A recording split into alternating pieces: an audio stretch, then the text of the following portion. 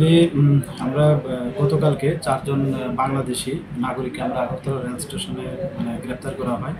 তো অ্যাকচুয়ালি তারা অবৈধভাবে আমাদের ইন্ডিয়ার বর্ডার ক্রস করে এখানে এসেছিল। তো তারা সবাই বলছিল যে তারা কলকাতা যাবে। তো তাদের ওই পারপাস বলছে যে কাজকর্ম করার এরকম বলছেন। তো যাই হোক, আমরা ইন্টারোগেশন এখনও চলছে, কি উদ্দেশ্য বা এর পিছনে কী কারণ। তো এই নিয়ে আমরা আগরতলা জিআরপি থানাতে একটা মামলা গ্রহণ করি, যার মধ্যে আমাদের যে নতুন একটা আছে BNS foreigner act, IPP act. তো এই মামলা আমরা একটা নিয়েছি তাদের এগেনস্টে।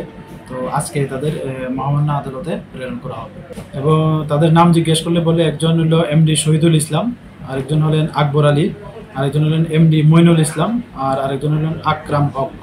তাদেরকে কোন সহযোগিতা করেছে এরকম কোন দালাল প্রক্রিয়া? সহযোগিতা আমরা এই বিষয়টাও দেখছি, আমরা ইন্টারোগেশন চলছে এবং তাদের কাছে তাদের স্মার্ট মোবাইল ফোনও পাওয়া গেছে।